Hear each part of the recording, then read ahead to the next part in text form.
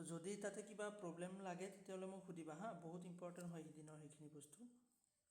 লাগিলে মই আকৌ এবাৰ লাষ্টত মই সামাৰাইজ কৰি দিম গোটেই ইউনিটখিনি, এবাৰ ৰিভিজন কৰাই দিম। অ'কে, ৰিচাৰ্চৰ পৰা বহুত কুৱেশ্যন আহে। তো আমাৰ ৰিচাৰ্চৰ কেইটা টপিক তাতে হৈ গ'ল, বেচিক হৈ গ'ল, ফিচাৰ্ছ অফ ৰিচাৰ্চ হৈ গ'ল, টাইপছ অফ ৰিচাৰ্চ আমি শেষ কৰিলোঁ, লগতে ভেলিডিটি এণ্ড ৰিলাইবিলিটি এইখিনিও আমি শেষ কৰিলোঁ, হয় না? তো ভেলিডিটি ৰিলাইবিলিটি হ'ল। নেক্সট টপিক আমি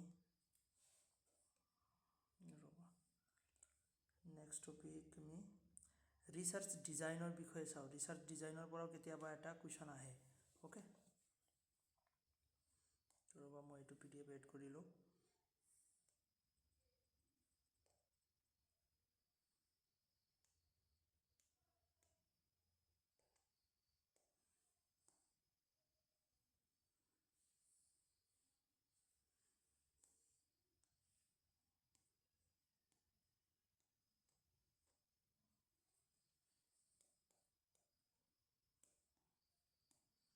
ৰিচাৰ্চ ডিজাইন, যে ৰিচাৰ্চ আমি কৰিব গ'লে ফাৰ্ষ্ট অফ অল আমি কি কৰিব লাগে, যে প্ৰব্লেম এটা ফাইণ্ড আউট কৰিব লাগিব, যে আমি কি প্ৰব্লেমৰ ওচৰত বা কি প্ৰব্লেমৰ ওপৰত আমি ৰিচাৰ্চ এটা কৰিম, হয়নে? তো সেই প্ৰব্লেমটো চোৱাৰ পিছত আমি কি কৰিব লাগে আকৌ, যে ৰিচাৰ্চৰ কাৰণে আমি এটা ডিজাইনো বনাব লাগে। যে ডিজাইন, যে আমি ৰিচাৰ্চটো কেনেকৈ কৰিম, কেনেকুৱা ডাটা কালেক্ট কৰিম, ক'ৰ পৰা ডাটাবোৰ কালেক্ট কৰিম, সেইটো এটা ফ্ৰেম আমি বনাওঁ, এটা ব্লু প্ৰিণ্ট বনাব লাগে। তো ৰিচাৰ্চ ডিজাইনক আমি কি নামেদি, বেলেগ এটা নামেদি জানো, সেইটো হ'ল ৰিচাৰ্চ ব্লু প্ৰিণ্ট। অ'কে,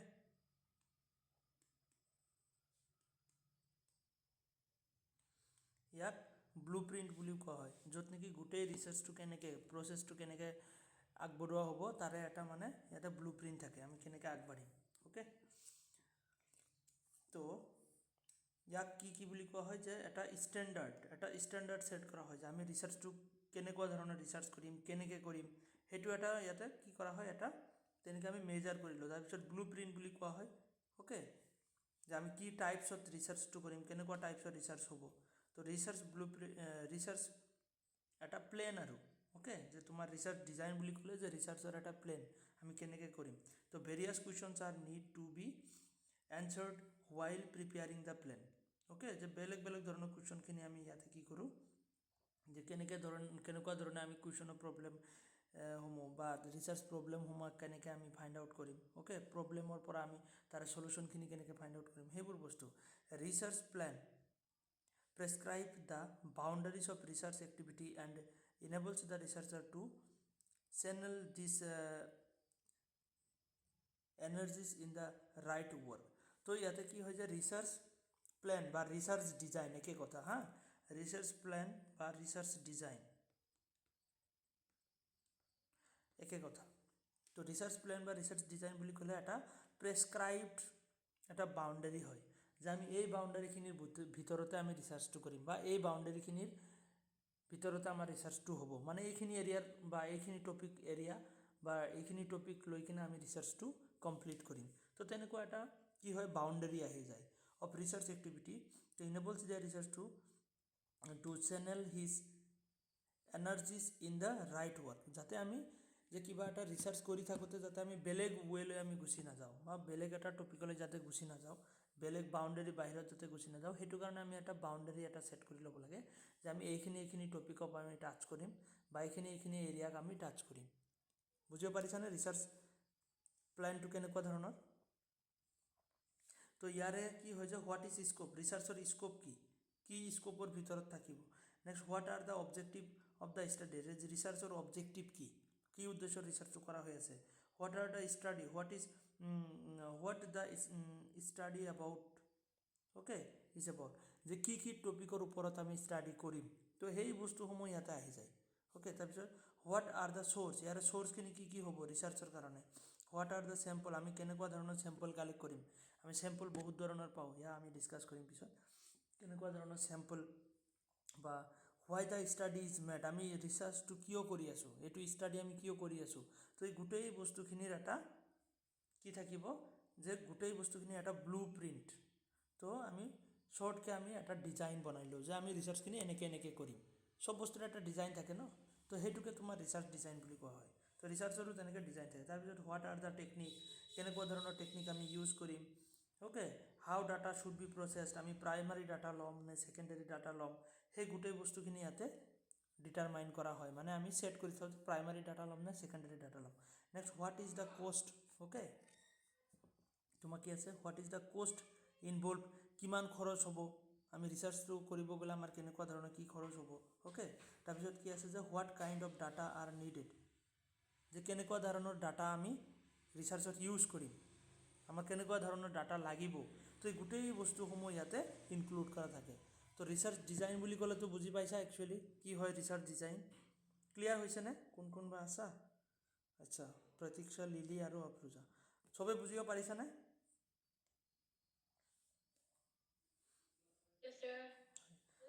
হয়, তো research design can be through কি আছে research design can be thought of as the structure of research, যে আমাৰ এটা থট চিন্তা এটা কৰোঁ যে আমাৰ ষ্ট্ৰাকচাৰটো কেনেকুৱা হ'ব, গঠনটো কেনেকুৱা হ'ব।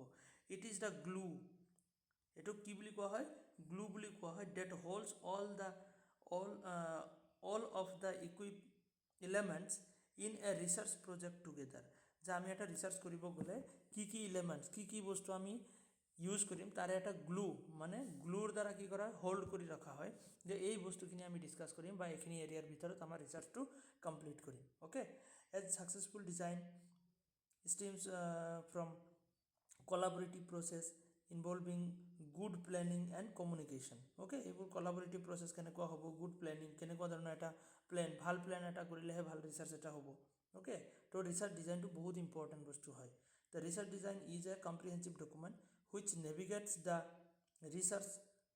ৰিচাৰ্চাৰ throughout the research work, যে আমি কিবা এটা বস্তু ৰিচাৰ্চ কৰিব গ'লে আমি কেতিয়াবা কি হৈ যায় আমাৰ টপিকৰ এৰিয়াৰ বাহিৰত গুচি যাওঁ, অ'কে। তো সেই বাহিৰত যাতে আমি গুচি নাযাওঁ, আমি যাতে গুড ডিৰেকশ্যন বা এটা প্ৰপাৰ ডিৰেকশ্যনত যাতে আমি চলিব পাৰোঁ, তো সেইটো কাৰণে আমাৰ ৰিচাৰ্চ ডিজাইন বহুত ইম্পৰ্টেণ্ট। তো আমাক ৰিচাৰ্চ ডিজাইন আমাক কি হেল্প কৰে, আমাক নেভিগেট কৰে, যেনেকৈ গুগল মেপৰ নেভিগেশ্যনৰ থ্ৰু আমি কি কৰোঁ, যে ক'ৰবাত এটা কিবা জেগালৈ যাব হ'লে বা কিবা কোনোবা এটা নতুন প্লেচত যাব হ'লে আমি গুগল মেপ ইউজ কৰোঁ, কিয়, যে আমাক ডিৰেকশ্যনৰ কাৰণে, যাতে আমি ভুল ৰাস্তাত গুচি নাযাওঁ, তো সেইটো কাৰণে আমাক ডিৰেক্ট কৰে গুগল মেপে। ঠিক তেনেকৈ ৰিচাৰ্চ ডিজাইনেও আমাক ডিৰেক্ট কৰে, যে আমি কোনটো ৰাস্তা বা কি টপিক আমি ডিছকাছ কৰিম, কোনটো এৰিয়া বা কেনেকুৱা ধৰণৰ চেম্পলিং কালেক্ট কৰিম, অ'কে, কোৱালিটেটিভ ডাটা ল'ম নে কোৱান্টিটেটিভ ডাটা ল'ম, তো সেইবোৰ বস্তু আমি ৰিচাৰ্চ ডিজাইনত আমি ছেট কৰোঁ আৰু সেইটো হিচাপত আমাৰ কামবোৰ চলি থাকে। তো সেইটোৱে ৰিচাৰ্চ ডিজাইনৰ মেইন কাম সেইটোৱে। Research design is a comprehensive document which navigates, আমাক নেভিগেটছ কৰে to the researcher throughout the research work, research ৱৰ্কৰ ক্ষেত্ৰত ৰিচাৰ্চ কৰাৰ ক্ষেত্ৰত নেভিগেট কৰে মানে, অ'কে। তো it is blueprint of the research, এইটো এটা ৰিচাৰ্চৰ কি হয় ব্লু প্ৰিণ্ট হয়, এইবোৰ শব্দ মনত ৰাখিবা। এটা হ'ল গ্লু নিচিনাকৈ হোল্ড কৰি ৰাখে, আৰু এটা কি বুলি কোৱা হয় যে নেভিগেটছ, আমাক নেভিগেটছ কৰে, এইটো ৱাৰ্ড এক্সামত আহিছিলে নেভিগেট, ৰিচাৰ্চৰ কোনটো বস্তুৱে আমাক ৰিচাৰ্চৰ ক্ষেত্ৰত নেভিগেট কৰে, ৰিচাৰ্চ ডিজাইনে আমাক নেভিগেট কৰে বা ৰিচাৰ্চ প্লেন যিটো সেই প্লেনে আমাক নেভিগেট কৰে। নেক্সট ইয়াত কি বুলি কোৱা হয় ব্লু প্ৰিণ্ট বুলি কোৱা হয়, okay, it is blueprint of research voice, okay. তো next for any doubt at any moment the research design guides the researcher, তো যিকোনো মমেণ্টত আমাৰ কি কৰে কিবা ডাউট লাগি গ'লে আমি ৰিচাৰ্চ ডিজাইনৰ হেল্প ল'ব পাৰোঁ। ৰিচাৰ্চ ডিজাইনত আমি আগৰ পৰা ডিজাইন এটা কৰি ৰাখোঁ আৰু সেই ডিজাইন মতে আমি কি কৰিব পাৰোঁ কাম কৰিব পাৰোঁ, অ'কে। আমাক কি কৰে যে আমাক ডিৰেকশ্যন দিয়ে, গুগল মেপে যেনেকৈ আমাক ডিৰেকশ্যন দিয়ে, ইয়াত তোমাৰ ৰিচাৰ্চ ডিজাইনেও আমাক কি কৰে গাইড কৰে বা ডিৰেকশ্যন দিয়ে, নেভিগেট কৰে। তো এইখিনি পইণ্ট মনত ৰাখিলে হ'ব ৰিচাৰ্চ ডিজাইনৰ ওপৰত, আৰু ইমান বেছি চাব লগা নাই ইয়াতে, অ'কে। তো ৰিচাৰ্চ প্লেন আৰু ডিজাইন একে কথা। তো তোমালোকে ইয়াতে চাব পাৰা research design is activity and time based plan, এটা এক্টিভিটি আৰু টাইম বেছড প্লেন থাকে, যে মই এইখিনি টাইমৰ ভিতৰত এইখিনি কাম কমপ্লিট কৰিম, অ'কে, তেনেকুৱা এটা ডিজাইন কৰা থাকে। ইট ইজ দ্য ফ্ৰেমৱৰ্ক, এইটো এটা কি হয় framework for specify the relationship among the variables under study, যে আমি কেনেকুৱা ধৰণৰ ষ্টাডি কৰিম, কেনেকুৱা টেষ্ট কৰিম, কেনেকুৱা কি কৰিম, সেইবোৰ বস্তু গোটেই ইয়াতে ধুনীয়াকৈ সজোৱা থাকে আগৰ পৰাই, অ'কে। এইটো এটা মাষ্টাৰ প্লেন বুলি কোৱা হয় ৰিচাৰ্চৰ, it is a master plan, okay. তো ৰিচাৰ্চ ডিজাইনৰ এটা মাষ্টাৰ প্লেন বুলি কোৱা হয়।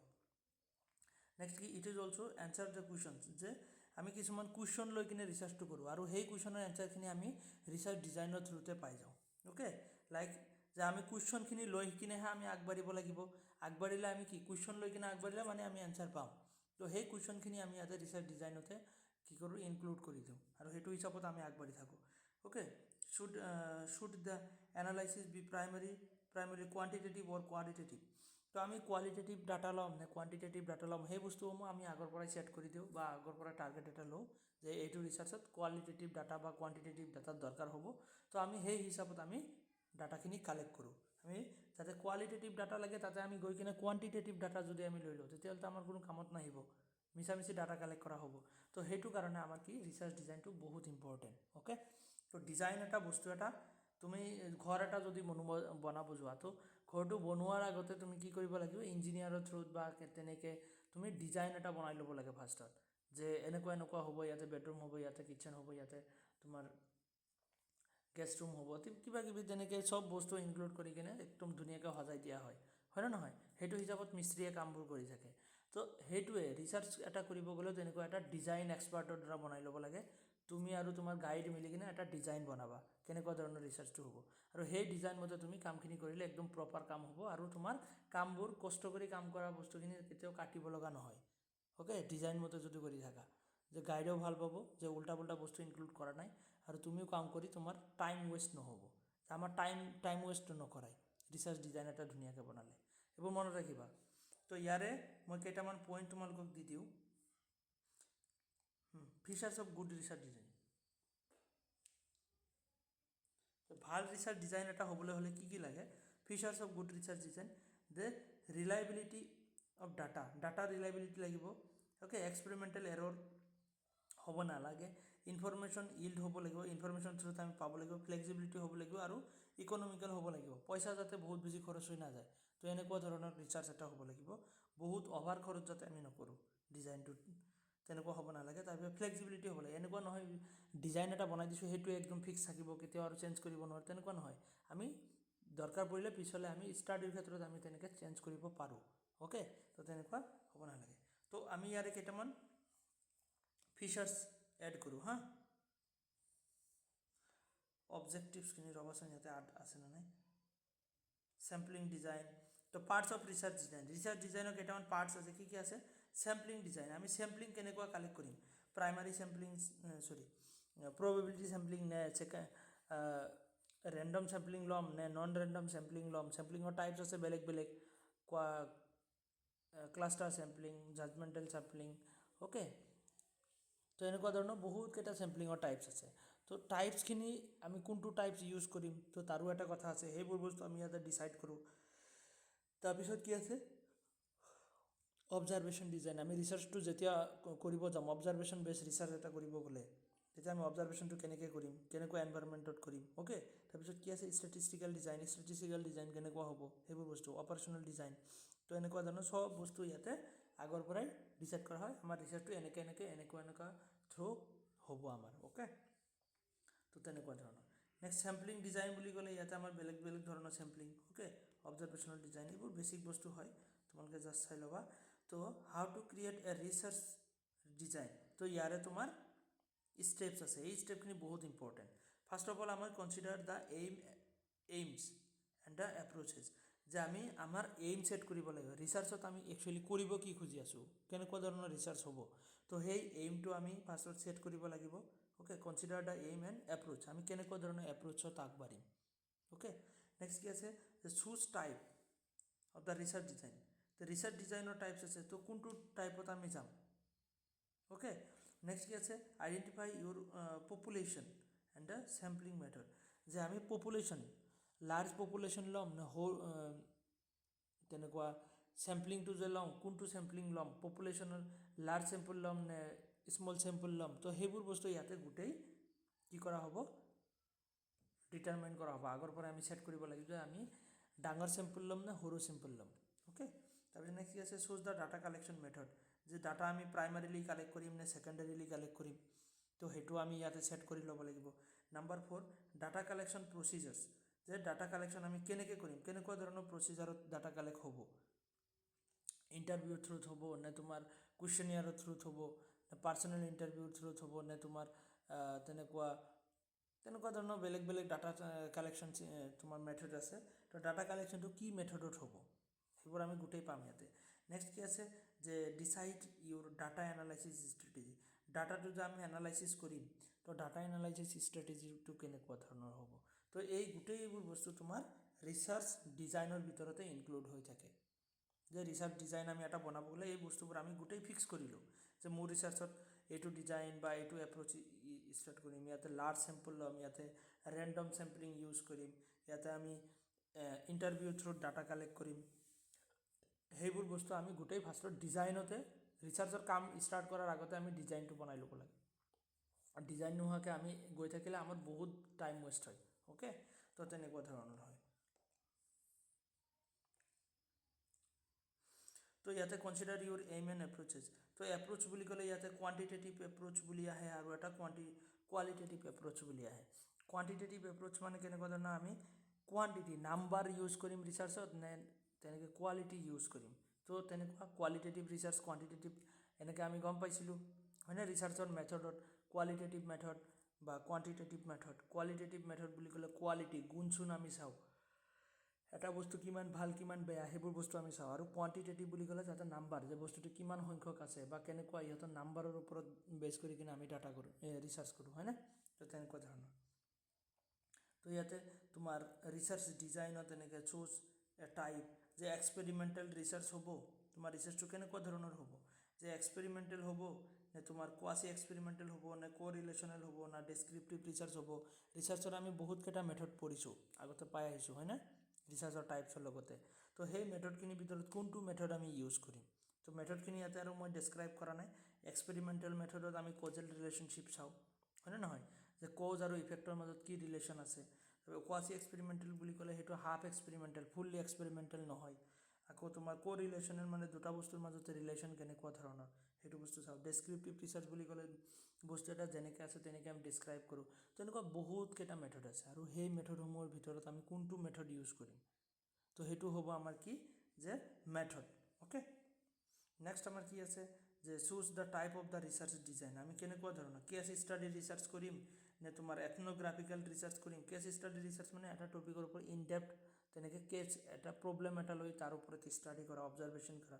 এথনোগ্ৰাফিকেল মেথড হ'লে সেইটো আকৌ কেনেকুৱা হ'ব যে তোমাৰ কালচাৰেল হ'ব, কালচাৰৰ ওপৰত আমি কেনেকৈ ষ্টাডি কৰিম, কালচাৰৰ কোনটো বস্তু লৈ কিনে ষ্টাডি কৰিম। কালচাৰ এটাৰ তোমাৰ ৰিলিজিয়ন লৈ নে তোমাৰ তেনেকুৱা কালচাৰ এটাৰ লেংগুৱেজ লৈ কিনে ষ্টাডি কৰিম না সিহঁতৰ বিলিফৰ ওপৰত ষ্টাডি কৰিম। তো তেনেকৈ আমি কি কৰোঁ যে এথনোগ্ৰাফিকেল তেনেকুৱা মেথড ইউজ কৰোঁ। গ্ৰাউণ্ডেড থিয়ৰী, তো নতুন থিয়ৰী এটা বনাবৰ কাৰণে আমি কেনেকুৱা ধৰণৰ ষ্টেপ ল'ম। তো সেই গোটেই বস্তুখিনি আমাৰ মেথডৰ ভিতৰত আহি যায়, সেইবোৰ আমি অলৰেডি ডিছকাছ কৰিছোঁ হয়নে। তো এনেকুৱা বস্তুসমূহ আমি ইয়াতে ফিক্স কৰিলোঁ ৰিচাৰ্চ ডিজাইনৰ ক্ষেত্ৰত। অ'কে, ডিফাইনিং দ্য পপুলেশ্যন আমি লাৰ্জ পপুলেশ্যন ল'ম নে তোমাৰ স্মল পপুলেশ্যন ল'ম, চেম্পল হিচাপে আমি সৰু চেম্পল ল'ম নে ডাঙৰ চেম্পল ল'ম। তো সেইবোৰ বস্তু আমি ইয়াতে গোটেই ছেট কৰিব লাগে। অ'কে, তো পপুলেশ্যন ইয়াৰ চেম্পলিং মেথড, প্ৰবেবিলিটি চেম্পলিং ল'ম নে নন প্ৰবেবিলিটি। অ'কে, তাৰপিছত ৰেণ্ডম চেম্পলিং ল'ম নে নন ৰেণ্ডম চেম্পলিং ল'ম, সেইবোৰ বস্তু গোটেই ইয়াতে ইনক্লুড কৰা হয়। এইবোৰ বস্তু আমি ডিটেইলছত পাম, পিছলৈ পাম হা। Sampling on random sampling non random sampling মানে কি ৰিচাৰ্চত এটা বস্তু ন, ৰিচাৰ্চ বুলি ক'লে তাৰ গোটেই বস্তুখিনি একেলগে আহি যায়।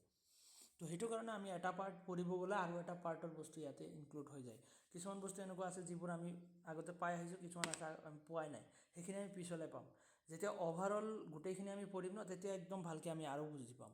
ইয়াতে চেম্পলিং আমি ৰেণ্ডম নন ৰেণ্ডম বুলি কৈ আছোঁ, তো সেইবোৰ তোমালোকে এতিয়া বুজিব পৰা নাই চাগে, কিন্তু আমি যেতিয়া ডিটেইলছত পঢ়িম ন তেতিয়া ভালকৈ পাবা যে গোটেইখিনি আমাৰ ৰিচাৰ্চ কমপ্লিট হ'লে তেতিয়া মই এবাৰ অভাৰভিউ এটা তেনেকৈ দি দিম, মানে ছামাৰাইজ কৰি দিম গোটেই ৰিচাৰ্চখিনি। অ'কে, তেতিয়াহ'লে ভাল হ'ব, কাৰণ বহুত ইম্পৰ্টেণ্ট পাৰ্ট হয় আমাৰ এক্সামৰ কাৰণে। তো এনেকৈ আমি ৰিচাৰ্চ ডিজাইনৰ বিষয়ে গম পালোঁ। ৰিচাৰ্চ ডিজাইন এটা মানে কি যে আমি কেনেকৈ ৰিচাৰ্চটো কৰিম তাৰে ডিজাইন।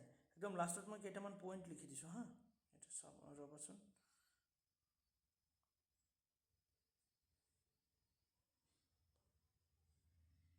ইয়াতে আৰু বস্তু আহি যায়, আমি যিবোৰ পাইছিলোঁ, এটা পাইছিলোঁ ডেছক্ৰিপটিভ ৰিচাৰ্চ, ক্ৰছ ছেকশ্যনেল, আৰু এটা আছিলে লংগিটিউডিনেল। ক্ৰছ ছেকশ্যনেলটো কেনেকুৱা ধৰণৰ যে এটা বস্তু ডিফাৰেণ্ট কি আছিলে যে এটা টাইমত ডিফাৰেণ্ট ভাইৰাছৰ ওপৰত যদি আমি একেলগে ষ্টাৰ্ট কৰোঁ, যে 10টা ভাইৰাছ লৈ আমি এতিয়া 10টা ভাইৰাছৰ ওপৰত ষ্টাডি কৰিম, তো সেইটো কোৱা হ'ব ক্ৰছ ছেকশ্যনেল হয়নে। যে বেলেগ বেলেগ ইউনিট বা বেলেগ বেলেগ তেনেকৈ হেৰিৰ ওপৰত আমি যেতিয়া একেলগে ৰিচাৰ্চ কৰোঁ 10টা ভাইৰাছৰ ওপৰত একেলগে যদি ৰিচাৰ্চ এটা ষ্টাৰ্ট কৰা হয় ক্ৰছ ছেকশ্যনেল তাৰপিছত কি আছে যে লংগিটিউডিনেলটো কেনেকুৱা যে আমি লং টাইম এটা ভাইৰাছৰ ওপৰত ষ্টাডি কৰোঁ যে 2 দিন 3 দিন 4 দিন বা 10 দিন আমি এটা ভাইৰাছৰ ওপৰত ষ্টাডি কৰিলোঁ তেতিয়া সেইটো কি বুলি কয় লংগিটিউডিনেল ষ্টাডি তো আমাৰ ষ্টাডিটো আমি ক্ৰছ ছেকশ্যনেল কৰিম নে লংগিটিউডিনেল কৰিম তো সেইটো আমি ৰিচাৰ্চ ডিজাইনতে ফিক্স কৰিব লাগিব ওকে তো মই ভাবোঁ ৰিচাৰ্চ ডিজাইনৰ বিষয়ে তোমালোকৰ অকণমান আইডিয়া ক্লিয়াৰ হৈছে কিবা ডাউট আছেনে ৰিচাৰ্চ ডিজাইনৰ ওপৰত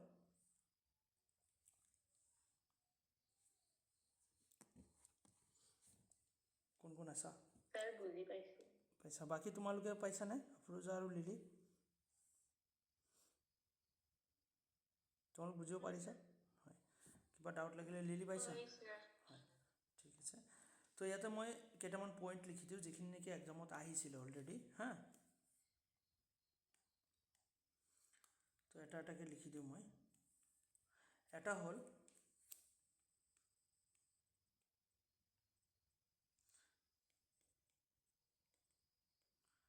ডিজাইন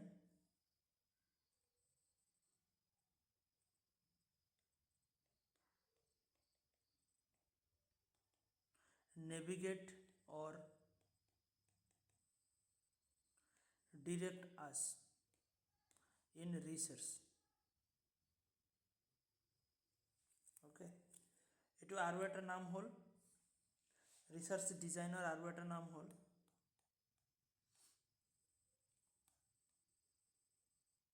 জাস্ট মই হেৰি কৰি দিছোঁ another names এটা হ'ল research blueprint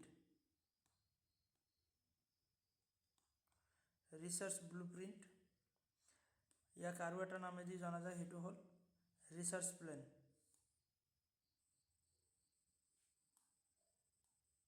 okay research plan বুলিও জনা যায় তাৰপিছত ইয়াই কি কৰে আমাক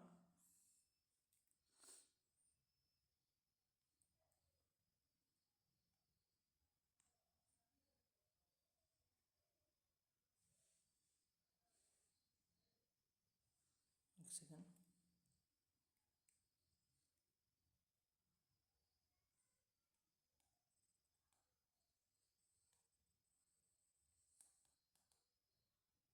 it saves our time okay time and cost এনেকুৱা পইণ্ট এক্সামত আহিছিলে it saves our time and cost যে টাইম আমাক কেনেকৈ ছেভ কৰে সেইটো এটা কথা টাইম কেনেকৈ ছেভ হয় টাইম ছেভ হয় কেনেকৈ যে ৰিচাৰ্চ ডিজাইন মতে যদি আমি কাম কৰি যাওঁ তো আমি ডাটা কালেক্ট কৰোঁতে আমাৰ ৰিচাৰ্চৰ বাহিৰতো কেতিয়াবা আমি কি কৰোঁ ভুলতে ডাটা কালেক্ট কৰিব গুচি যাওঁ যিটো নেকি আমাৰ ৰিচাৰ্চৰ কাৰণে দৰকাৰেই নহয় হয়নে তো তেনেকুৱা ডাটাবোৰ আমি কালেক্ট কৰাৰ পৰা বাচোঁ মানে তেনেকুৱা ডাটাবোৰ আমি ডিজাইন মতে কাম কৰিলে সেই ডাটাখিনি মানে বাউণ্ডাৰীৰ বাহিৰত আমি গুচি নাযাওঁ তো সেইটো কাৰণে ৰিচাৰ্চ ডিজাইন বহুত ইম্পৰ্টেণ্ট তাৰপিছত আমাৰ কষ্টৰ ক্ষেত্ৰতো যদি আমি কি কৰোঁ ৰিচাৰ্চৰ ডাটা কালেক্ট কৰিব গ'লে আমাৰ খৰচ হয়নে নহয় আমি ক'ৰবাত যাব লাগে ডাটা কালেক্ট কৰিব লাগে যদি আমি কি কৰোঁ যে আমি ডিজাইন মতে যাওঁ আৰু আমি এক্সট্ৰা ডাটা মানে যিখিনি আমাৰ ৰিচাৰ্চৰ কাৰণে দৰকাৰী নহয় সেইখিনি মিছামিছি আমি কালেক্ট কৰিব গ'লে আমাৰ কিবা এটা খৰচ বেছি হৈ যায় তো সেইবোৰ বস্তুৰ পৰা আমি দূৰত থাকিব পাৰোঁ যে আমাৰ তেনেকৈ সময়ো বচায় প্লাছ পইচাও বচায় অ'কে তো এনেকুৱা ধৰণৰ পইণ্ট এক্সামত আহিছে তো বুজিবতো পাৰিছা ৰিচাৰ্চ ডিজাইনৰতো কোনো ডাউট নাই চাগে কিবা ডাউট আছেনে কাৰোবাৰ কিবা থাকিলে সুধিব পাৰা চবে বুজি পাইছা ন মই পিডিএফটো দি দিছোঁ ৰ'বা তো এয়া হ'ল আমাৰ ৰিচাৰ্চ ডিজাইন তো নেক্সট টপিক মই আৰু এটা এড কৰি আছোঁ ৰিচাৰ্চ ডিজাইনৰ পৰাও তেনেকৈ বহুত কুৱেশ্যন সুধিছে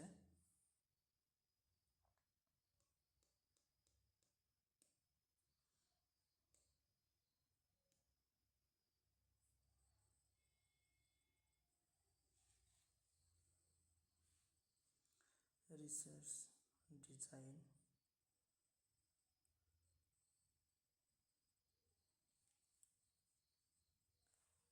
চেম্পলিঙত যাওঁ হা চেম্পলিং টাইপছ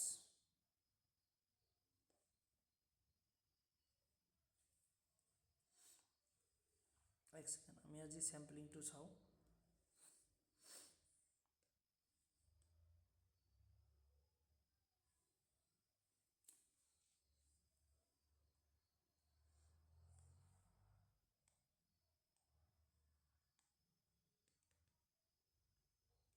স্যাম্পলিং।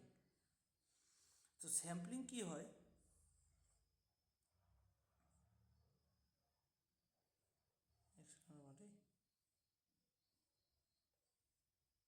এটা পেজ এটা এড কৰি কিনে বুজাই দিওঁ। ৰিচাৰ্চৰ চেম্পলিং, যে চেম্পলিংটো আমি কেনেকৈ গম পাম যে চেম্পলিং একচুৱেলি কি হয়, যে ফৰ এক্সাম্পল ধৰি লোৱা গোটেই এইখিনি এটা এৰিয়া, এইটো হ'ল গুৱাহাটী,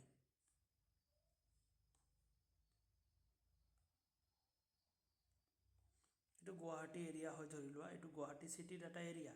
তো এই চিটিত ধৰি লোৱা কিমান আছে, যে ধৰি লোৱা 10 লাখ মানুহ আছে, কমকৈ ধৰিছোঁ আৰু 10 লাখ মানুহ আছে গুৱাহাটী চিটিত। তো এইটো কি বুলি কোৱা হ'ব, গোটেই মানুহখিনিক কি বুলি কোৱা হ'ব, এইখিনিক পপুলেশ্যন বুলি কোৱা হ'ব। অ'কে,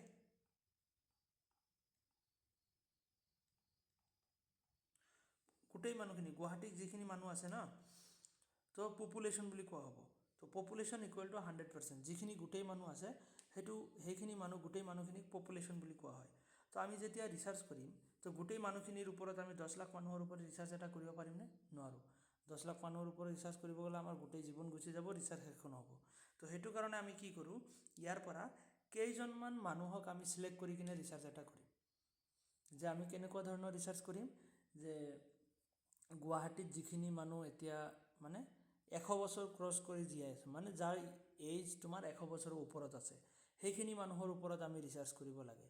ধৰি লোৱা 10 লাখ মানুহ আছে, 10 লাখ মানুহৰ ভিতৰত ধৰি লোৱা 5,000 মানুহ আছে যে 100 বছৰৰ ওপৰত জীয়াই আছে। অ'কে, তো সেইখিনি মানুহৰ ওপৰত এটা ৰিচাৰ্চ কৰিব খোজা যে ইহঁতে 100 বছৰ কেনেকৈ জীয়াই থাকিলে। আজিকালিতো মানুহ 60-70তে মৰি যায় চব।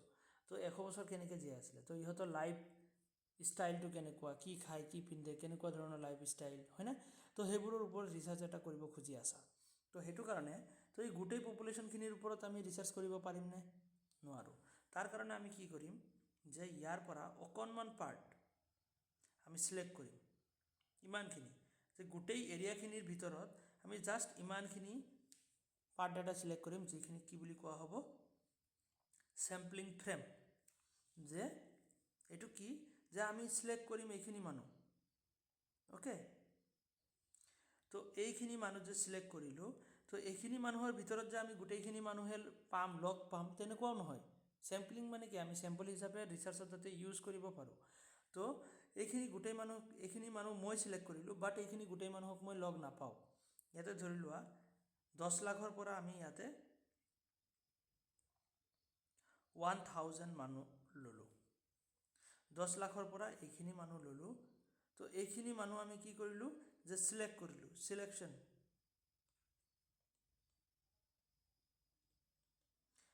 কৰিলোঁ 1000 মানুহ। অ'কে, তো এই 1000ৰ ভিতৰত তুমি গোটেই 1000ক আকৌ ৰিচাৰ্চত ইউজ কৰিব নোৱাৰা। কিছুমানে ক'ৰবাত বাহিৰত গুচি যাব, ঘৰত নাই, কিবা কিবি ট্ৰিটমেণ্টৰ কাৰণে বাহিৰত গৈছে বেলেগ ষ্টেটত। অ'কে, গুৱাহাটীত নাই, তো সেইখিনি মানুহকতো তুমি নোপোৱা। যিখিনিক পাবা, কিমানখিনি পাবা, যে এই 10,000ৰ ভিতৰত মাত্ৰ 100জনকহে তুমি পাবা। কিমান পাবা, যে 100জন মানুহ, 10 লাখৰ পৰা 1000 মানুহ তুমি চিলেক্ট কৰিলা। তো এই চিলেক্ট কৰা মানুহখিনিৰ ভিতৰত তুমি 1000 মানুহ ইয়াতে পাবা। 1000 মানুহখিনিৰ ভিতৰত 100জন মানুহ পাবা, উল্টা পুল্টা লাগিছে অলপ। তো পপুলেশ্যনৰ পৰা আমি 1000 মানুহক আমি ৰিচাৰ্চত তেনেকৈ এটা টাৰ্গেট ল'ম, যে 1000 মানুহ আমি ইয়াৰ পৰা চিলেক্ট কৰিম।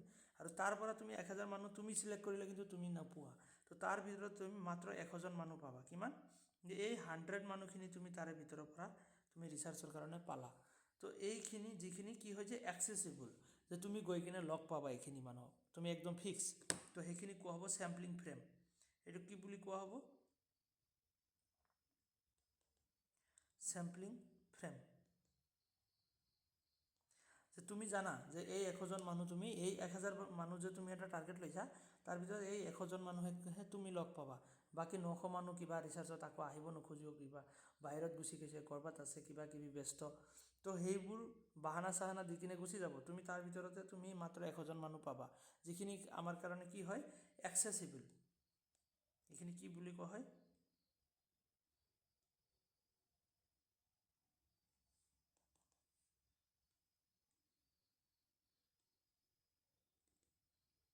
একচেচিবল। অ'কে, আমি যিখিনি কি কৰিব পাৰোঁ এক্সেছ কৰিব পাৰিম, মানে আমি গ'লে লগ পাম এইখিনি মানুহক, আমাৰ ৰিচাৰ্চত ইউজ কৰিব পাৰিম। তো এই 100জন মানুহৰ ওপৰত তুমি আকৌ টেষ্ট কৰিব নোৱাৰা, এইটো বহুত বেছি। তো এই 100জনৰ ভিতৰত তুমি কি কৰিবা যে এই 100জনৰ ভিতৰৰ পৰা আকৌ তুমি কেইজন মানুহহে ষ্টাডি হিচাপে ল'বা, কেইজনৰ যে তুমি 100জন মানুহৰ পৰা 25জন মানুহকহে তুমি ল'বা। তুমি জানা যে এই 100জনক মই পাম, কিন্তু তাৰ ভিতৰৰ পৰা মাত্ৰ 25জনকহে তুমি চিলেক্ট কৰিবা তোমাৰ ৰিচাৰ্চৰ কাৰণে। এইখিনিকে কোৱা হ'ব চেম্পল। চেম্পল এই 25জন মানুহক কোৱা হ'ব চেম্পল, যিখিনি আমি ৰিচাৰ্চত ইউজ কৰিম। যিখিনি মানুহক অনলি কাক ৰিচাৰ্চত ইউজ কৰিম, এই 10 লাখ মানুহৰ ভিতৰৰ পৰা 1000 মই নিজৰ মতে চিলেক্ট কৰিছিলোঁ, আৰু তাৰ ভিতৰৰ পৰা যিখিনি এক্সেচিবল, মই গ'লে লগ পাম, মই একদম 100%, আৰু সিহঁতৰ লগত মই কথা পাতি 100% হৈছোঁ, তো সেইখিনি কোৱা হ'ব চেম্পলিং ফ্ৰেম, যিখিনি আমাৰ কাৰণে এক্সেচিবল হ'ব।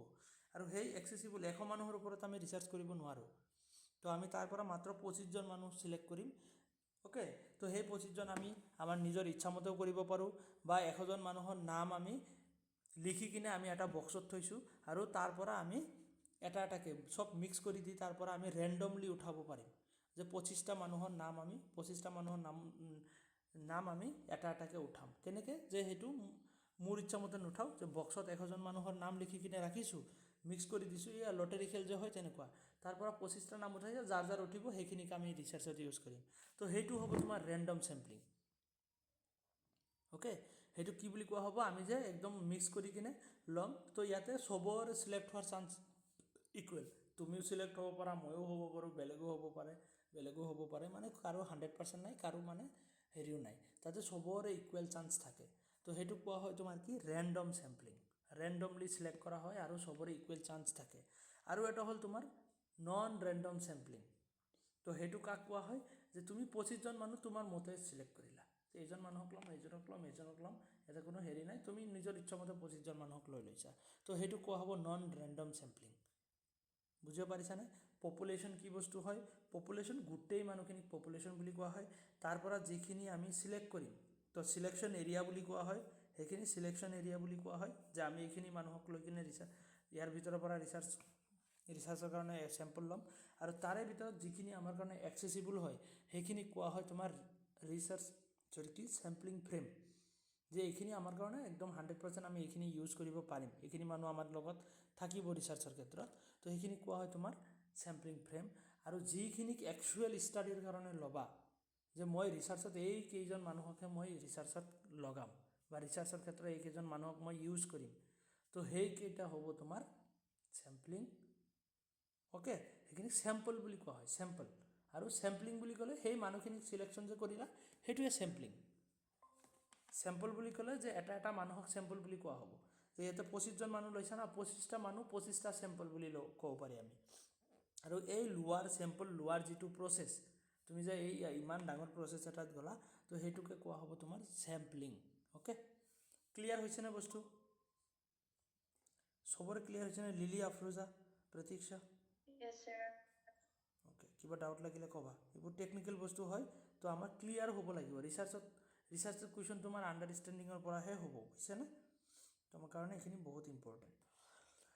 তো এতিয়া কথা হ'ল যে ইয়াতে আমি 25টা চেম্পল ল'লোঁ, আৰু সেই 25টা আমি বেলেগ দুটা মেথডত ল'ব পাৰোঁ। এটা হ'ল আমি ৰেণ্ডমলি এটা বক্সত 100জন মানুহৰ নাম লিখি তাৰ পৰা যিকোনো 25টা আমি ল'ব পাৰোঁ, বা মোৰ ইচ্ছামতে মই 25টা মানুহ নিজৰ ইচ্ছামতে বাছি ল'ব পাৰোঁ। এইটো যিখিনি মোৰ কাৰণে ইজি হয় সেইখিনিও ল'ব পাৰোঁ, বা মোৰ ওচৰত কাৰোবাক মোৰ ভাল লাগে সেইখিনিকো ল'ব পাৰোঁ, ভাল নালাগে সেইখিনিক নল'বও পাৰোঁ, তো সেইটো মোৰ ওপৰত ডিপেণ্ড কৰিব। আৰু এটা মেথড আছে, আমি 100টাৰ ভিতৰত যিকোনো 25টা আমি উঠাম, যোনে উঠিব নহ'লে নাই, তো সেইটো। তো তেনেকুৱা ধৰণৰ দুই ধৰণৰ চেম্পল ইয়াতে ক্ৰিয়েট হৈ যায়, তো সেইখিনিও আমি ডিটেইলছত ডিছকাছ কৰিম। চেম্পলিঙৰ টাইপছখিনি যেতিয়া আমি ডিছকাছ কৰিম ন, তো চেম্পলিঙৰ এই গোটেই টাইপছখিনি ইয়াতে আহি যাব। এতিয়া আমি কি ডিছকাছ কৰিব ওলাইছিলোঁ, চেম্পলিঙৰ টাইপছ, হয়নে? তো চেম্পলখিনি আমি ইয়াতে গম পালোঁ যে চেম্পল কেনেকুৱা আৰু চেম্পলিং কেনেকুৱা। চেম্পলিং মানে এই প্ৰচেছটো, গোটেই প্ৰচেছটোকে এটা চেম্পলিং বুলি কোৱা হয়, যে এটা প্ৰচেছৰ থ্ৰুত আমি গৈ কিনে ৰিচাৰ্চৰ কাৰণে চেম্পলিং লওঁ, কেনেকৈ চেম্পল লওঁ, হয়নে? তো এতিয়া কোৱা হ'ল যে পপুলেশ্যন বুলি ক'লে হ'ল গোটেই পপুলেশ্যনটো। মই একদম প্ৰেক্টিকেলি বুজাই দিছোঁ যাতে তোমালোকৰ ইয়াতে কোনো প্ৰব্লেম নহয়। তো পপুলেশ্যন বুলি ক'লে একদম তোমাৰ গোটেই পপুলেশ্যন, যে গোটেই যিমানখিনি মানুহ আছে কিবা এটা এৰিয়াত, ধৰি লোৱা গুৱাহাটীৰ যিমানখিনি মানুহ আছে, তো এইখিনি গোটেইখিনি পপুলেশ্যন বুলি কোৱা হ'ব যে first you need to understand the difference between the population and sample the population and identify the target population of your research এইয়া টাৰ্গেট পপুলেশ্যন বুলি যে মই ক'লোঁ যে চেম্পলিং চিলেকশ্যন অফ পপুলেশ্যন তো সেইখিনি বস্তু তোমাৰ আইডেণ্টিফাই অফ টাৰ্গেট পপুলেশ্যন যে কোনখিনি তোমাৰ টাৰ্গেট তো সেই টাৰ্গেট পপুলেশ্যনটো আইডেণ্টিফাই কৰিব লাগিব হয়নে তো পপুলেশ্যন বুলি ক'লে the population is the entire group that you want to draw conclusion about যে এণ্টায়াৰ গোটেই গ্ৰুপটোকে বুজায় যিমান মানুহ আছে বা যিমান বেলেগ বেলেগ বস্তু আছে ফৰ এক্সাম্পল তুমি ক'ভিড-19 ভাইৰাছৰ ওপৰত যদি ৰিচাৰ্চ কৰিব যোৱা তো ভাইৰাছ গোটেইখিনি তোমাৰ পপুলেশ্যন হ'ব গোটেই ভাইৰাছখিনি পপুলেশ্যন বুলি ধৰিব লাগিব তেতিয়া অ'কে নেক্সট কি আছে যে চেম্পল বুলি ক'লে the sample is the specific group of individual that you will collect data from okay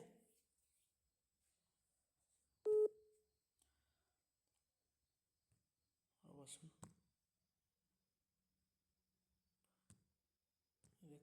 step হৈ গ'ল নেকি জইন দ্য মিটিং এক ছেকেণ্ড ৰ'বাচোন কাটি গ'ল নেকি ৰেকৰ্ডিংটো এনেকুৱা কিয় হ'ল টনটেলত জইন নেকি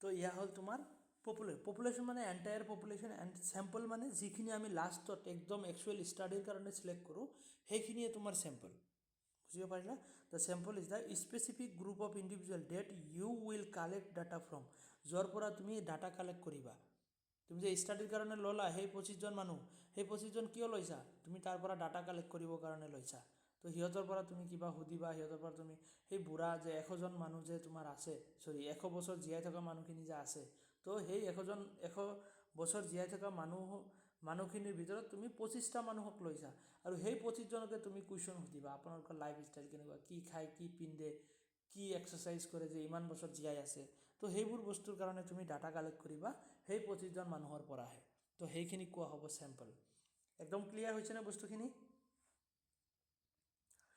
সবৰ ক্লিয়াৰ হৈছে তো এইখিনি ক্লিয়াৰ হ'লেহে আমি আগবাঢ়িব পাৰিম অ'কে আৰু চেম্পলিং ফ্ৰেম বুলি ক'লে কি মই আকৌ ফ্ৰেমটো বুজাই দিছোঁ চেম্পল আৰু পপুলেশ্যনটো বুজি পাইছা ফ্ৰেম মানে হ'ল চেম্পলিং ফ্ৰেম মানে যিখিনিক আমাৰ কাৰণে একচেচিবল হ'ব আমি যিখিনি মানুহক গ'লে লগ পাম একদম 100% তাতে কোনো ডাউট নাই অ'কে যিখিনি একচেচিবল পাৰ্চন তো সেইখিনি কোৱা হ'ব তোমাৰ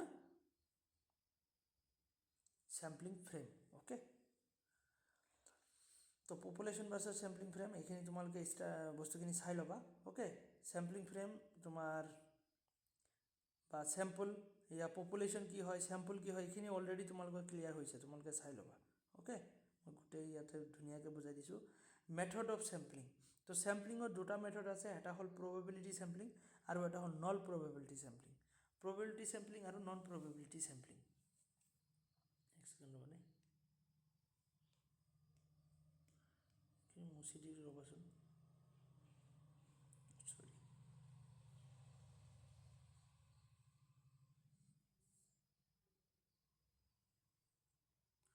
এইটো যে মুচিলে নহয় নেকি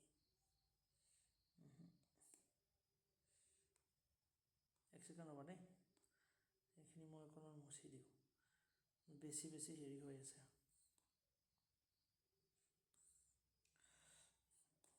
মুচিব যোৱা নাই এইখিনি যিয়ে নহওক তাতে চোৱা তো এটা হ'ল তোমাৰ প্ৰবেবিলিটি চেম্পলিং মেথড আৰু এটা হ'ল নন প্ৰবেবিলিটি চেম্পলিং মেথড তো তাৰ আগতে মই ইয়াতে পেজ এটা এড কৰি কিনে বুজাই দিওঁ পেজ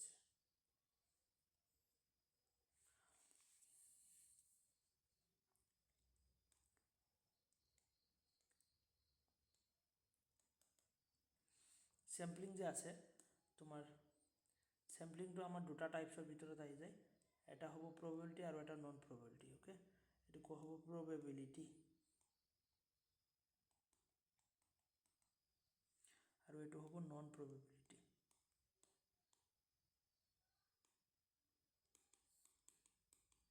নন প্ৰবেবিলিটি চেম্পলক আকৌ আৰু এটা নামেদি জনা যায়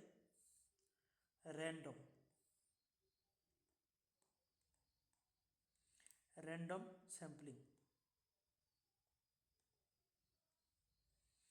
আৰু এইটো কোৱা হয় নন ৰেণ্ডম চেম্পলিং।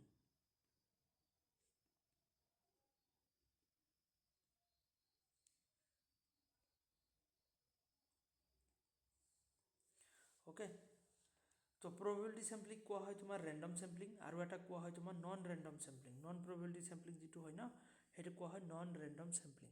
তো চেম্পলিং আমাৰ এনেকৈ মেইনলি দুটা টাইপ আছে।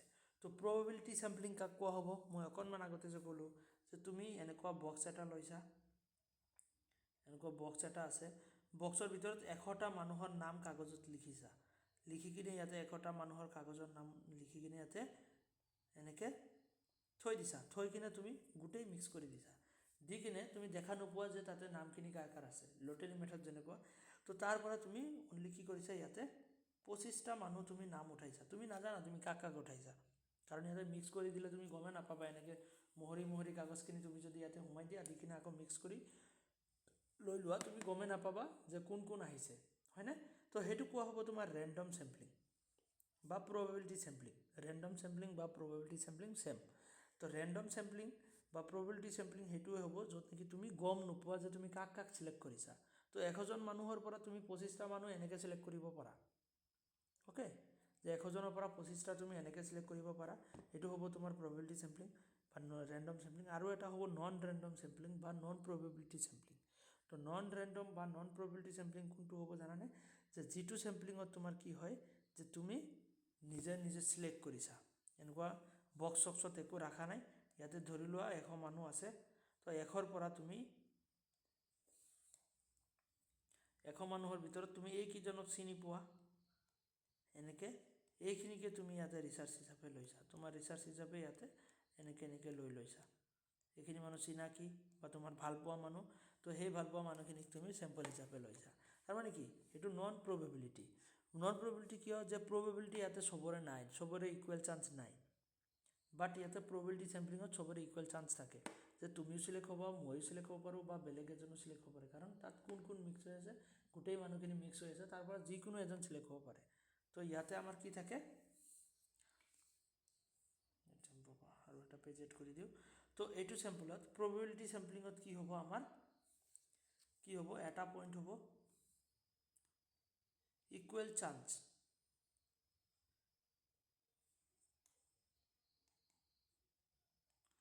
Chance of selection, equal chance of selection. তাৰপিছত কি হ'ব, নো বায়াছনেছ, নো বায়াছ,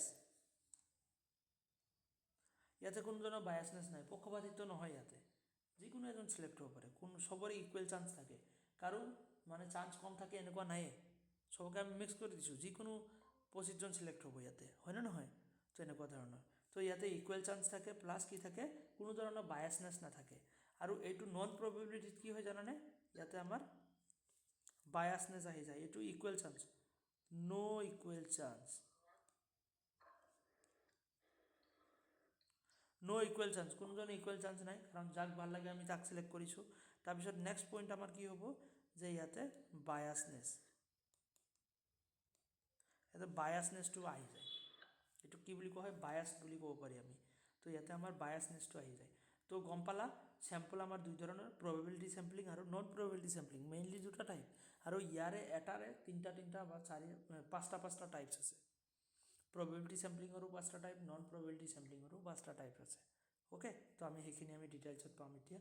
তো ইয়াতেতো গম পালা probability আৰু নন probability sampling।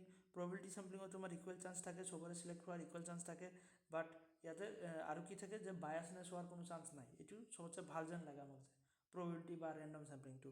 বাট নন probability চেম্পলিংটো কেনেকুৱা ধৰণৰ, যে ইকুৱেল চান্স ইয়াতে নাই, আৰু ইয়াতে বায়াছ হোৱাৰ চান্সটো বহুত বেছি, যে পক্ষপাতিত্ব হ'ব পাৰে, যে তুমি তোমাৰ ইচ্ছামতে তোমাৰ ইণ্টাৰেষ্ট মতে তুমি লৈছা, চিলেক্ট কৰিছা, তো ইয়াতে ৰিচাৰ্চটো অকণমান বেয়াও হ'ব পাৰে, হয়নে? তো চেম্পলিঙৰ টাইপছ দুটা ক্লিয়াৰ হ'লনে চবৰে, চবে বুজিব পাৰিছানে?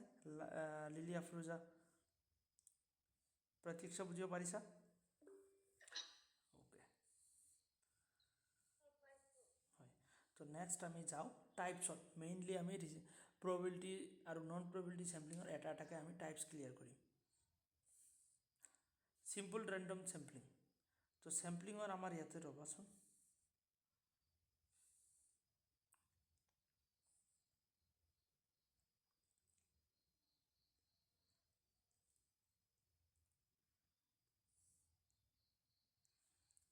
ৰ'বা দেই। তো এইখিনিতো হ'ল। মই এতিয়া চেম্পলিঙৰ কাৰণে তোমালোকক বেলেগ এটা PDF লৈ গৈ আছোঁ, য'ত নেকি বহুত ভালকৈ আছে। অ'কে, অকণমান ৱেইট কৰা, মই এড কৰি আছোঁ।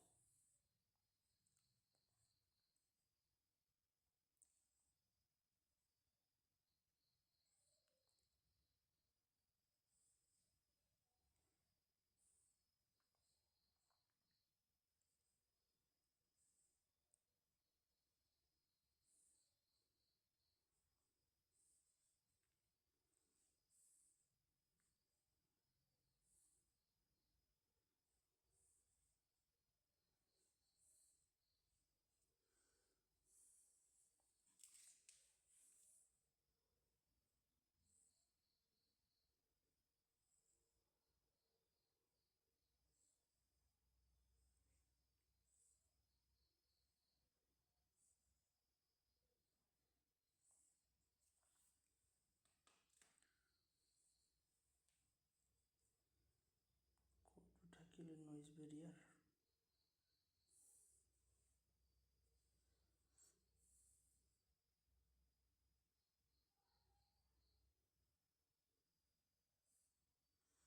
ওপৰতে থাকিব লাগে, ৰ'বাচোন।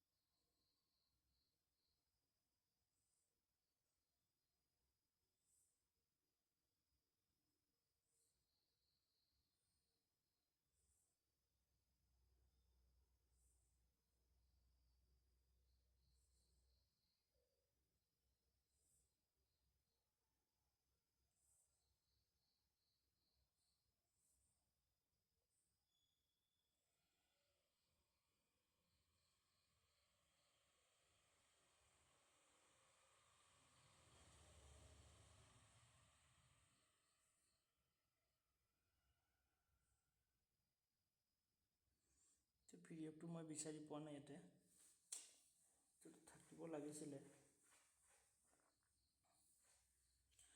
ৰ'বাচোন, অকণমান মই ইয়াতে বিচাৰি চাওঁ আছে নেকি। ৰিচেটত ইয়াতে থাকিব লাগে।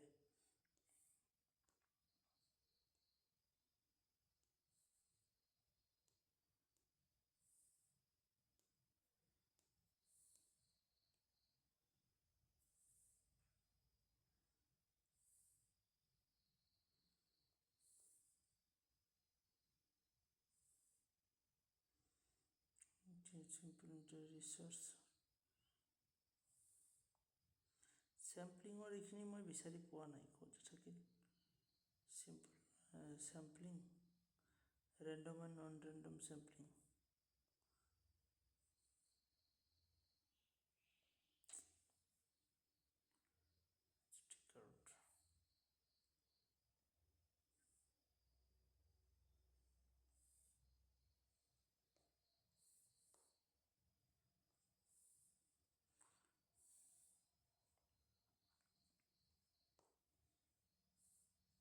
এইখিনি ৰিচাৰ্চ 6, ৰ'বা এইটো পেজ মই এড কৰি আছোঁ।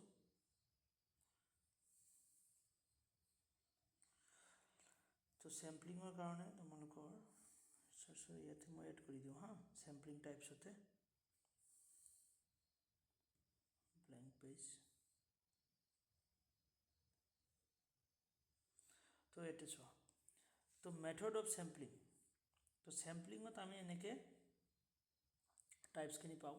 এটা আমি পাইছিলোঁ যে প্ৰবেবিলিটি চেম্পলিং মেথড, আৰু এটা পালোঁ কি যে non probability sampling method. Probability sampling method আৰু নন প্ৰবেবিলিটি চেম্পলিং মেথড হয়নে।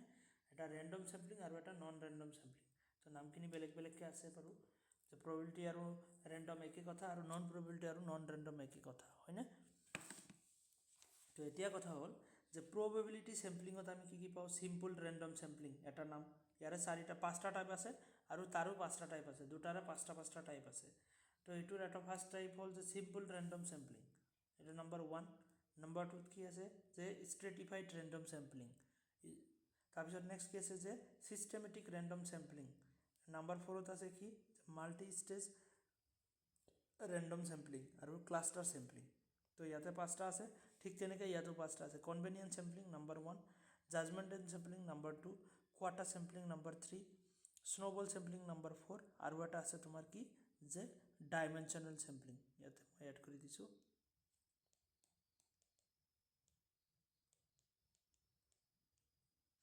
ডাইমেনশনাল স্যাম্পলিং তো এনেকৈ আমি পাঁচটা টাইপ পাওঁ ওকে তো দুটাৰে পাঁচটা টাইপ পাওঁ টোটেল 10টা টাইপ তো এতিয়া কথা হ'ল যে probability sampling ভিতৰত ফাৰ্ষ্ট আমাৰ কি আহিলে যে simple random sampling তো probability sampling মানে কি আছিলে যে সবৰে ইকুৱেল চান্স থাকে সবৰে সিলেক্ট হোৱাৰ ইকুৱেল চান্স থাকে সবে সিলেক্ট হোৱাৰ চান্স থাকে তেনেকুৱা হয়নে simple random sampling to কেনেকুৱা যেতিয়া আমি কিবা এটা বক্সত 10টা সৰি 100টা নাম লিখিছো লিখি কিনে বক্সত সোমাই দিছো দি কিনে তাৰ পৰা আমি যিকোনো 25টা বা যিকোনো 10টা আমি তাতে ষ্টাডিৰ কাৰণে লৈছো তো হেতু সিম্পলি আমি ৰেন্ডমলি স্যাম্পলিং লৈছো simple random sampling okay simple random sampling কেনেকুৱা ধৰণৰ যে আমি 100টা মানুহৰ নাম ভৰাই দিছো বক্স এটাত আৰু তাৰ পৰা আমি নজনাকে তেনেকৈ 25টা মানুহক আমি সিলেক্ট কৰিছো আমি গম নাপাওঁ কোন কোন সিলেক্ট হৈছে তো হেতু সিম্পলি আমি যেতিয়া ৰেন্ডমলি বা সিম্পলি আমি যেতিয়া স্যাম্পলিং কালেক্ট কৰো ৰেন্ডমলি তো হেতু কয় সিম্পল ৰেন্ডম স্যাম্পলিং নামৰ পৰাই গম পায় number 2 stratified random sampling stratified মানে কি আমি গ্ৰুপ বনাইলো যে ধৰিলোৱা গুৱাহাটীত তেনেকে মেলৰ ফিমেলৰ আৰু চাইল্ডৰ গ্ৰুপ বনালো মেল মানুহ কিমান আছে ফিমেল কিমান আছে আৰু চাইল্ড কিমান আছে সৰু বাচ্চা কেইজন আছে তো তেনেকে আমি তিনিটা গ্ৰুপ বনালো এটা গ্ৰুপৰ পৰা আমি কি কৰিম তেনেকে যে তিনিটা গ্ৰুপ বনাইছো আমাৰ কি লাগে ধৰিলোৱা 25টা মানুহ লাগে স্টাডিৰ কাৰণে তো আমি ধৰিলো 8টাকে তিনটা গ্ৰুপৰ পৰা ললো যে মেলৰ পৰা 8টা মানুহ ললো ৰেন্ডমলি কিন্তু আমি ইচ্ছা কৰি সিলেক্ট নকৰো যে যিকোনো যে মেলৰ নামখিনি এক জায়গাত হোমাই দিছো লিখি কিনে তাৰ পৰা 8টা মানুহ ললো ফিমেলৰ পৰা তেনেকৈ 8টা মানুহ ললো যে এটা বক্সত হোমাই দিছো দি কিনে তাৰ পৰা 8টা মানুহৰ নাম উঠালো ঠিক তেনেকৈ চাইল্ডৰো তেনেকৈ 8টা নাম উঠালো টোটাল কিমান হ'ল 25টা সৰি 24টা হয়নে ধৰিলা 24 আৰু তেনেকৈ মই মিলাইছো আৰু যে 8টাকে সবৰ পৰা ললো তো হেতু হৈ যাব তোমাৰ স্ট্ৰেটিফাইড যে আমি গ্ৰুপ বনাইছো স্ট্ৰেটা মানে কি স্ট্ৰেটা মানে হ'ল গ্ৰুপ স্ট্ৰেটা ইকুৱেল টু গ্ৰুপ তো ইয়াতে আমি গ্ৰুপ বনাও কিহৰ গ্ৰুপ যে একে জাতীয় বস্তুৰ গ্ৰুপ হোমোজেনিয়াস গ্ৰুপ বুলি কোৱা হয় যাওক আমি ডিটেইলছত পাম বস্তুখিনি ডিটেইলছত ডিসকাস কৰিম হোমোজেনিয়াস গ্ৰুপ মানে একে জাতীয় বস্তুৰ গ্ৰুপ মানে মেলৰ এটা গ্ৰুপ ফিমেলৰ এটা গ্ৰুপ আৰু চাইল্ডৰ এটা গ্ৰুপ তো তেনেকৈ আমি গ্ৰুপ বনাই কিনে যেতিয়া এয়া যে মই ক'লো তাৰ পৰা 8টাকে মানুহ আমি ৰেন্ডমলি উঠাম আৰু 24টা মানুহ বনাম তো হেতু কোৱা হ'ব স্ট্ৰেটিফাইড ৰেন্ডম স্যাম্পলিং ওকে ঠিক তেনেকৈ সিস্টেমেটিক ৰেন্ডম স্যাম্পলিং কেনেকুৱা হ'ব যে সিস্টেমেটিক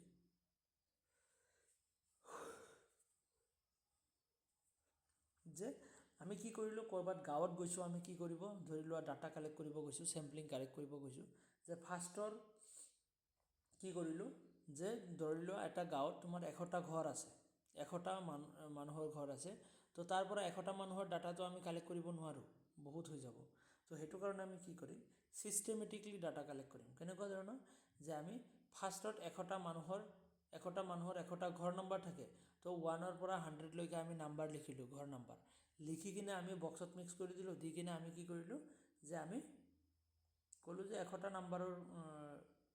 নাম্বাৰখিনি লিখি বক্সৰ পৰা আমি উঠালো যিকোনো এটা ঘৰ নম্বৰ উঠিলে ফৰ এক্সাম্পল ধৰিলোৱা তোমাৰ 55 উঠিলে তোমাৰ ঘৰ নম্বৰ তো 55 ঘৰ নম্বৰ উঠিলে আৰু আমাৰ টাৰ্গেট হ'ল যে আমি 10টা ঘৰৰ ডাটা ল'ম 100টা ঘৰতো ডাটা ল'ব নোৱাৰো তো 10টা ঘৰৰ ডাটা ল'বৰ কাৰণে আমি কি কৰিম যে আমি ইন্টাৰভেলৰ থ্ৰু যে আমি 55 নম্বৰ ঘৰটোৰ ডাটা আমি কালেক্ট কৰিলো এটা ৰাস্তাত ধৰিলোৱা একদম সিধা সিধি এটা ৰাস্তা গৈছে আৰু তাৰে লেফট সাইড ৰাইট সাইড মিলি যাতে 100 ঘৰ আছে আৰু সেই 100 ঘৰৰ 100টা নাম্বাৰ থাকিব হয় না নহয় তো সেই 100টা নাম্বাৰৰ ভিতৰত আমি ৰেণ্ডমলি আমি কি কৰিলোঁ নাম্বাৰ চিলেক্ট কৰিলোঁ আৰু তাতে 55 নাম্বাৰটো উঠিলে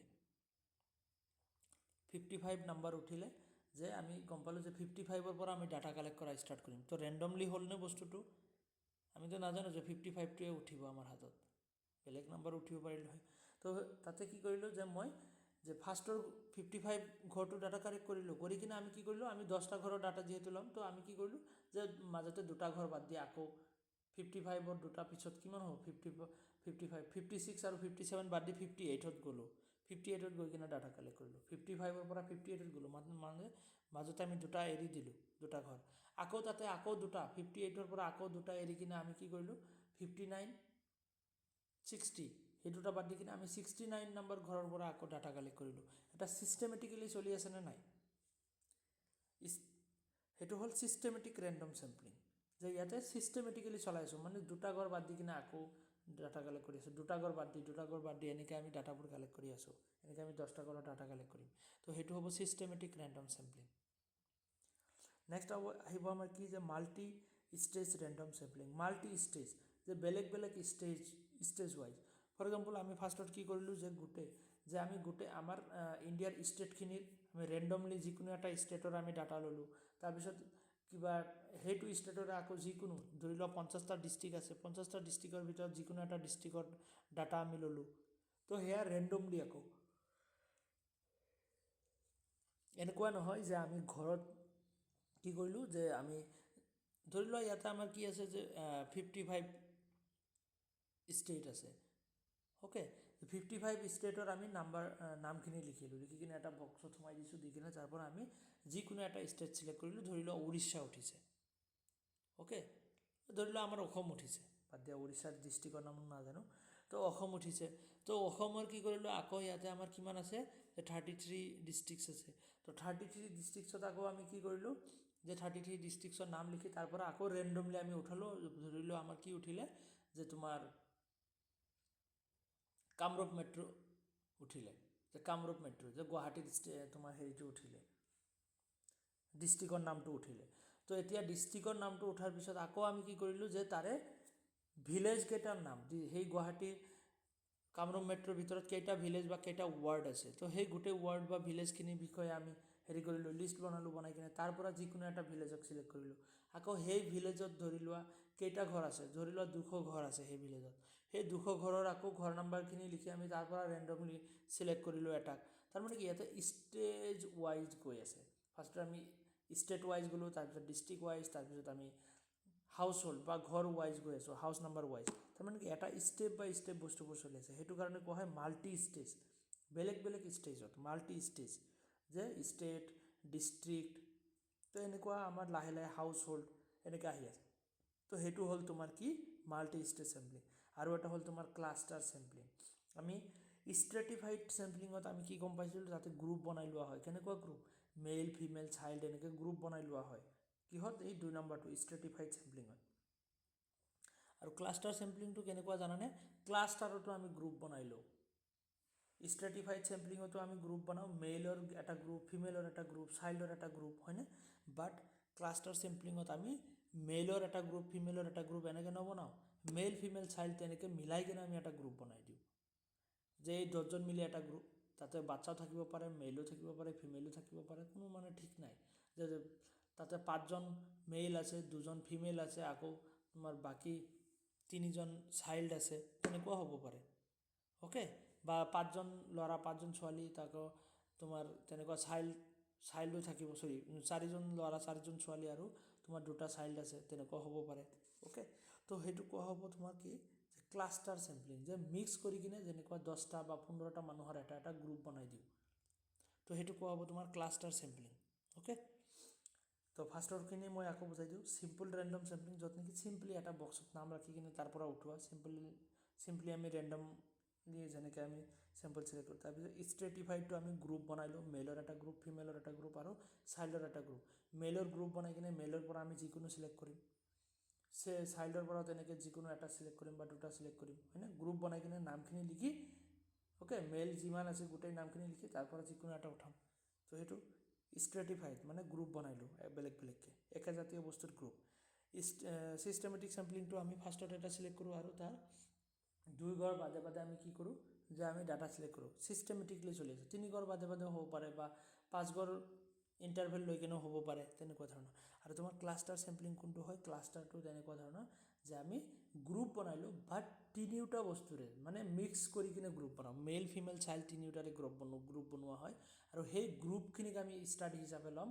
যে বহুতকেইটা গ্ৰুপ বনোৱা হয় ইয়াতে ধৰি লোৱা 500-600 গ্ৰুপ বনোৱা হ'ল যে 10জনকৈ 5টা 10টা তেনেকৈ 400-500 গ্ৰুপ বনাই দিলোঁ সেই 400-500 গ্ৰুপৰ আমি বেলেগ বেলেগ নাম দিলোঁ ABCD এনেকৈ A1 B2 C1 C2 এনেকৈ আমি বেলেগ বেলেগ নাম দিলোঁ নাম দি কিনে তাৰ পৰা আকৌ ৰেণ্ডমলি আমি যেতিয়া চিলেক্ট কৰিম যে নাম দি কিনে সব গ্ৰুপৰ নাম আমি সোমাই দিলোঁ 500 গ্ৰুপৰ নাম সেই বক্সৰ পৰা মিক্স কৰি কিনে আমি তাৰ পৰা মাত্ৰ 10টা উঠালোঁ যিকোনো এটা গ্ৰুপ উঠিব পাৰে তাৰ পৰা আৰু সেই গ্ৰুপটোৰ ওপৰতে যেতিয়া ষ্টাডি কৰা হ'ব সেই গ্ৰুপৰ পৰা আমি চেম্পল যেতিয়া কালেক্ট কৰিম তো সেইটোক কোৱা হ'ব তোমাৰ ক্লাষ্টাৰ চেম্পলিং তো 5টা চেম্পলিং বুজিব পাৰিলানে probability sampling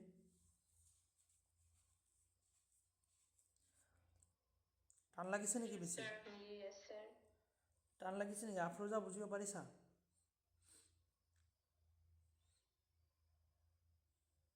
আমি ডিটেইলছত যাম জাষ্ট মই ইয়াতে এটা অভাৰভিউ দি আছোঁ তোমালোকক ওকে তো probability sampling-ৰ 5টা টাইপ গ'ল ঠিক তেনেকৈ আমাৰ নন probability sampling-ৰো তেনেকৈ 5টা টাইপ আছে নন probability sampling-ৰ তো ইয়াতে মই এবাৰ কৈ দিওঁ কনভেনিয়েন্স চেম্পলিং কনভেনিয়েন্স মানে কি যে আমাৰ ওচৰে পাজৰে থকা মানুহখিনি আমি তাৰ আগতে আমি ইয়াতে কৈ লওঁ যে নন probability sampling কি যে আমাৰ ইচ্ছামতে আমি চিলেক্ট কৰোঁ যে মোৰ ইচ্ছা গৈছে মই ইয়াক চিলেক্ট কৰিছোঁ মোৰ ইচ্ছা গৈছে মই তাক চিলেক্ট কৰিছোঁ তেনেকুৱা ধৰণৰ ইয়াতে কোনো ৰেণ্ডমাইজ নাই যে বাইচনেছ হ'ব পাৰে মোৰ ভাল লগাখিনিক মই চিলেক্ট কৰিছোঁ বেয়া লগাখিনি মই চিলেক্ট কৰা নাই তেনেকুৱা ধৰণৰ হ'ব পাৰে তো ইয়াতে কি হয় যে তোমাৰ 5টা টাইপ আহি যায় তো ফাৰ্ষ্ট টাইপটো কি কনভেনিয়েন্স চেম্পলিং কনভেনিয়েন্স মানে কি যে মোৰ ওচৰে পাজৰে মোৰ কাৰণে যিখিনি ইজি হয় যে মই এইখিনি চেম্পল কালেক্ট কৰিবলৈ মোৰ ইজি বা মোৰ কাৰণে সহজ তো মই এইখিনি চিলেক্ট কৰিম তো সেইটো হৈ যাব কনভেনিয়েন্স চেম্পলিং কনভেনিয়েন্স মানে কি আমাৰ ওচৰে পাজৰে এৰেঞ্জ কাৰেক্ট অ'কে তেনেকুৱা ধৰণৰ তাৰপিছত কি জাজমেণ্টেল চেম্পলিং জাজমেণ্ট কৰি কিনে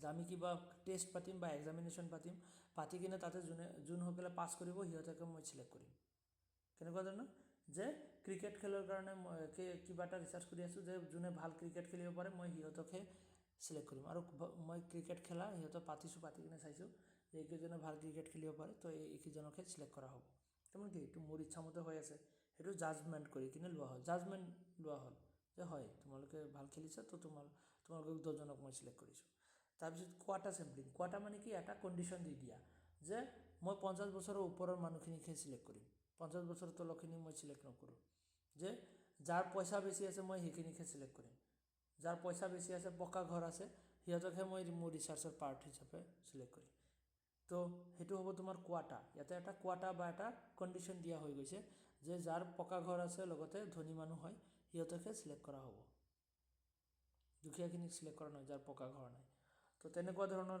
সেইটো কোৱা হ'ব কোৱাটা চেম্পলিং এটা কণ্ডিশ্যন দি দিয়া হৈছে ঠিক তেনেকৈ স্ন'বল চেম্পলিং কেনেকুৱা ধৰণৰ ধৰি লোৱা যে ড্ৰাগছ খোৱা মানুহৰ ওপৰত তুমি